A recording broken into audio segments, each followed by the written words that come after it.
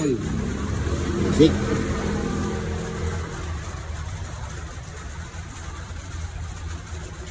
Wala siyang alam kasi nasa racetrack siya ngayon. Nagmumotor. Ito ko yun, no? Ito yung cattle yun, ha? Apo, ingat po kayo. The best dito, the best.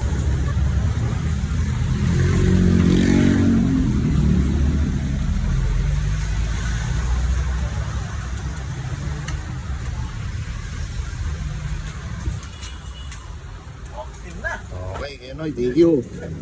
The best, the best. Thank you, thank you.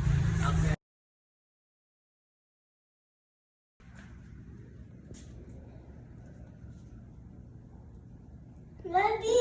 Eh, ten. Ayos ba? Ayos, no? Second hand lang yan, pero yan yung mga build na gusto ko dati. Mga frame, mungus yan, fireball. Ito natin. Mukhang sukat na. Kaya na yan, ganyan din naman ako ng bata eh. Okay ba? Subukan mo lang tumayo. Sandal mo yung manibela, then upo ka. Start eh. Ano nga? Kaya na. So, basically, ang gagawin lang natin dyan, i-recondition lang natin. Tulad ng mga brake lever, medyo loose na, so bibili na lang tayo. And then, yung mga headset, yung mga, alam mo yung mga kailangang palitan. So, yun na lang gagawin natin dyan. Then, syempre, pag nalinis yan, hindi ko muna nilinis. Sa totoo lang. Dapat lilinisin ko kaninang umaga, pero inantay muna kita kasi gusto ko makita mo siya ng ganyan ang kondisyon. Yun na tambak. So, dyan, mas mafe-feel mo habang nililinis mo, makikita mo na may potential pala siya gumanda. Okay? Na hindi naman kailangan ng branded, hindi naman kailangan ng brand new. As long as it serves its purpose, di ba?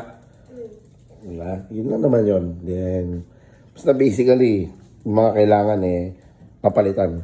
Okay? Nating gawin.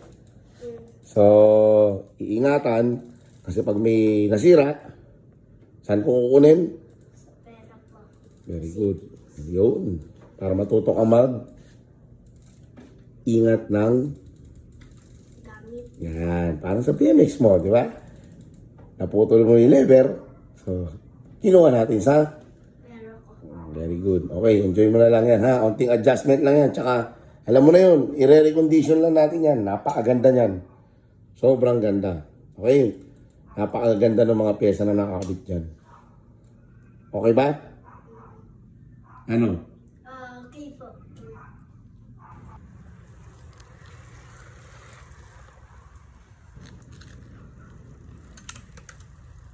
Sakto lang. Thank you po, Daddy. Huwag po kayo mag-alala. Dahil po, iingatan ko